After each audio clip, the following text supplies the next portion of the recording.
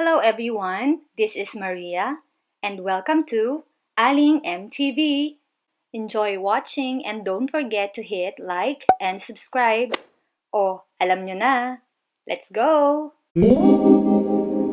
For today's video, I wanted to share you guys how to make cord keepers.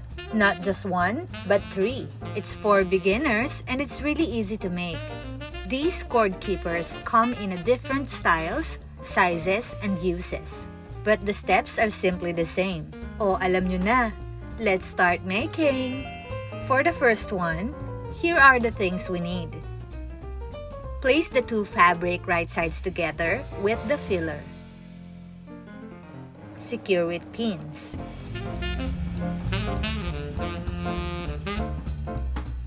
Then sew around the raw edges. Leave some open space for turning. Make a curved end, then sew it through. Cut the corners.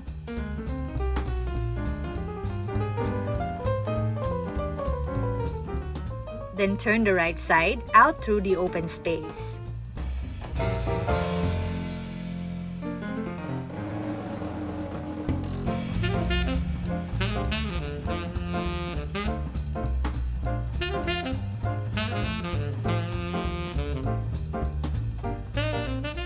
Close off the open space. Press it, then do running stitch on the edges. Now attach the Velcro tape. One side should go on the front and one on the back. And that's it.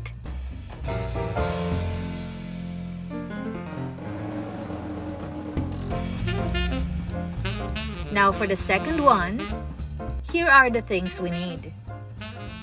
The steps are quite the same. Place the two fabric right sides together with the filler. Secure with pins.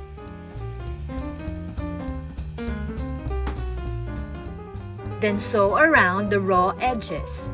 Leave some open space for turning. Cut the corners and the excess fillers.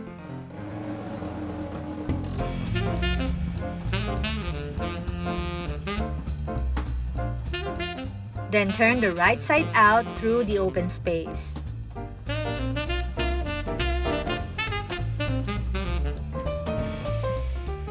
Close off the open space. Press it, then do running stitch on the edges.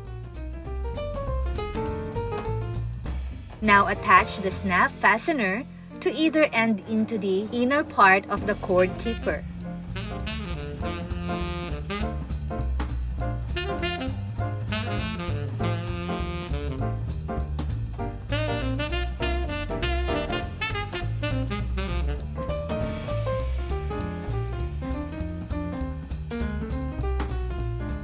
For the last one, here are the things we need.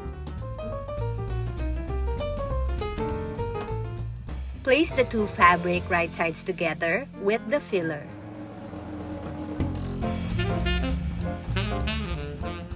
Secure with pins. Add the elastic band into the two fabric.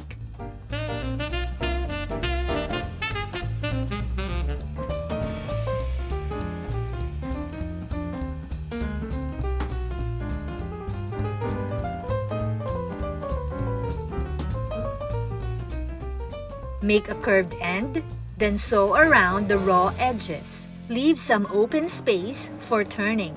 Cut the corners and the excess fillers.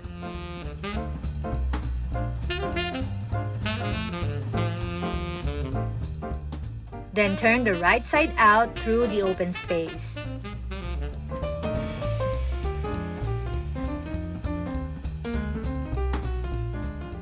Close off the open space. Press it, then do running stitch on the edges. Now attach the button.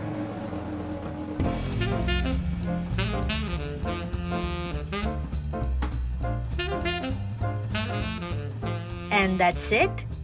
Now you can easily organize your cords using these cord keepers. I hope you liked today's video. Thank you for watching and enjoy making!